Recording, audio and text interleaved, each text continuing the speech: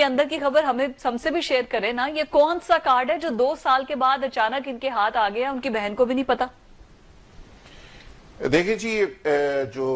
بانی P T I کہہ رہے ہیں کہ ان کے پاس ایک ٹرمپ کارڈ ہے, اور وہ کارڈ تو وہ کہتے ہیں بہت جلدی سامنے آ جائے گا, آپ کو بھی پتہ چل جائے گا.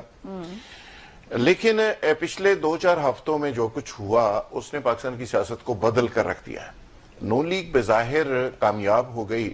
پی ٹی آئی کا وہاں سے ڈی چوک سے صفایا ہو گیا, لیکن کامیاب ہو کے بھی نون لیگ اس کو سیلیبریٹ نہیں کر پا رہی, اور اسی کے اندر ہی ساری خبریں ہیں. اور آپ میرا خیال ہے سمجھ چکی ہوں گی کہ نون لیگ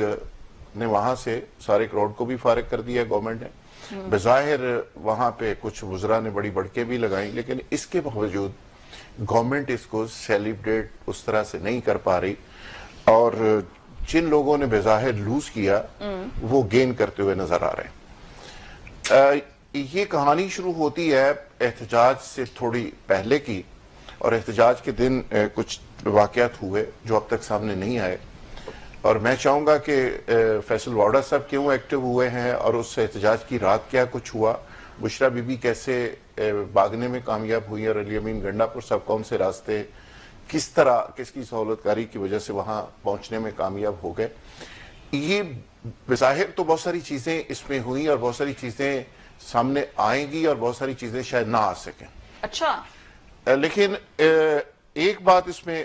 میں دعوے سے یہ کہہ سکتا ہوں کہ رجیم چینج کے اندر ایک رجیم چینج شروع ہو گیا. بلاول بھٹو زرداری 2025 میں وزیر اعظم بننے جا رہے ہیں, اور جو آپ یہ ملاقاتوں کا سلسلہ دیکھ رہے ہیں, بلاول صاحب کی ملاقاتیں, فیصل وارڈا کی ملاقاتیں, مولانا کی ملاقاتیں, عربی کس سے؟ کچھ ملاقاتیں وہ ہیں جو آپ کے سامنے کیمرہ دکھا رہا ہے, اور کچھ ملاقاتیں وہ ہیں جو دکھائی نہیں جا رہی. اچھا, تو بہت ساری ملاقاتیں, بہت سارے لوگوں سے بہت ساری ملاقاتیں ہو رہی ہیں. تو اس میں یہ ہے کہ یہ رجیم چینج کا حصہ ہے جو آنے والا سیٹ اپ ہے چند دنوں میں, جس میں شہباز شریف صاحب آپ کو گڈ بائے شاید گڈ بائے کی شکل میں نظر آئیں گے, اور بلاول صاحب ان کی پوزیشن سنبھالتے ہوئے نظر آئیں گے. اور ان ساری چیزوں کا تعلق ڈیالہ جیل سے بھی ہے. ایک اہم ترین بزنس مین نے ملاقات کی ہے, اور دعویٰ کیا جا رہا ہے کہ زرداری صاحب کی بلیسنگ شامل ہے اس شخصیت کو بیچنے میں, اور جو کارڈ ہے وہی بیسیکلی کارڈ ہے جس کو کہہ رہے ہیں بانی پی ٹی آئی کہ میرے پاس ایک کارڈ ہے. تو وہ زرداری صاحب کے پاس, وہ زرداری صاحب کے بلیسنگ سے کچھ آپ جا کے ان کو مل کے آئیں, اور وہ آنے والے دنوں میں وہ جو گفتگو ہے وہ میچور ہو کے ایک بڑی تبدیلی کی صورت میں سامنے آئے گی, اور جس میں ہو سکتا ہے پی ٹی آئی کے لوگوں کو ریلیف ملے, اور چیئرمین پی ٹی آئی کو بھی ریلیف اس میں ملے, اور وہ چیزیں آگے چل کے ایک شکل اختیار کریں گی. اچھا, 2-3 چیزیں بڑی اہم ہیں کہ جو اس دن آپریشن ہوا, بظاہر تو ساری دنیا کہہ رہی ہے کہ محسن نقوی صاحب نے اس کو لیڈ کیا. محسن نقوی صاحب نے بڑی دھواں دار پریس کانفرنسز کی, P T I versus Mohsin Naqvi اور ورسز کچھ اداروں کو ثابت کرنے کی کوشش کی گئی. ایک چیز ذہن میں رکھیے گا کہ اس دن رینجرز نے جس طرح پروٹیسٹرز کے ساتھ سلوک کیا, پہلے